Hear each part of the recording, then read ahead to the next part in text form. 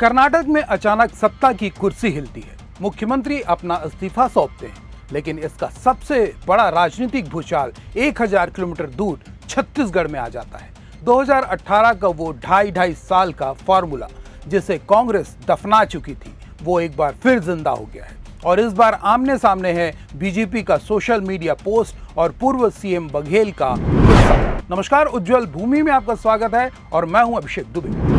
राजनीति में कहा जाता है कि गड़े मुर्दे कभी नहीं उखड़ते जब तक कोई विपक्षी दल उन्हें खोदने ना बैठे। कर्नाटक में जैसे ही मुख्यमंत्री सिद्धारमैया ने मंत्रियों के साथ मीटिंग के बाद इस्तीफे का ऐलान किया और राज्यपाल के पास अपना इस्तीफा भेजा, वैसे ही छत्तीसगढ़ बीजेपी ने एक बड़ा दांव किया। आज की इस वीडियो में हम आपको बताएंगे कि आखिर कर्नाटक के घटनाक्रम से छत्तीसगढ़ बीजेपी को पूर्व डिप्टी सीएम टीएस सिंहदेव की याद क्यों आ गई। भूपेश बघेल ने अपने मुख्यमंत्री पद के कार्यकाल को लेकर हाईकमान पर क्या बयान दिया और आखिर यह ढाई साल का वह कौन सा जिन्न है जो आज भी छत्तीसगढ़ कांग्रेस का पीछा नहीं छोड़ रहा है। इस पूरे विवाद की शुरुआत होती है कर्नाटक से। दक्षिण के राज्य कर्नाटक में कांग्रेस की सरकार है। वहां मुख्यमंत्री सिद्धारमैया ने अचानक अपने पद से इस्तीफे का ऐलान कर दिया।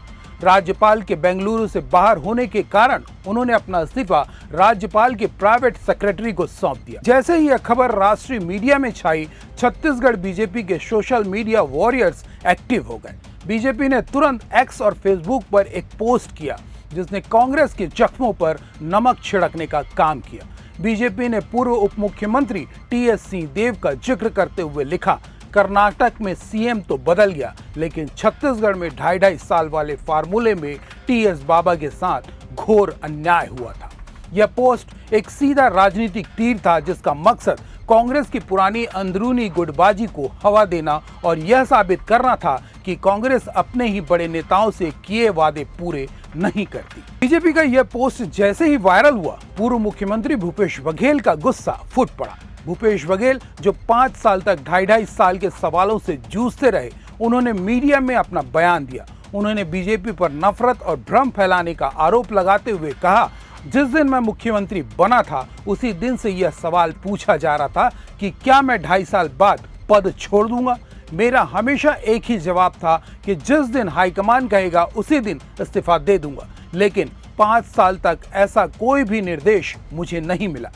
बघेल ने यह भी स्पष्ट किया कि कांग्रेस में फैसले हाईकमान लेते हैं और पार्टी के सभी नेता उसका पालन करते हैं। उन्होंने अपने वर्तमान पद का जिक्र करते हुए कहा कि आज पार्टी ने उन्हें राष्ट्रीय महासचिव की जिम्मेदारी दी है और वे वही निभा रहे हैं। बघेल के इस बयान से साफ था कि वह यह स्थापित करना चाहते थे कि उनके और सिंहदेव के बीच कोई पर्सनल वादा नहीं था, सब कुछ दिल्ली दरबार के हाथ में था। लेकिन राजनीति में धुआं वहीं उठता है जहां कभी आग लगी हो।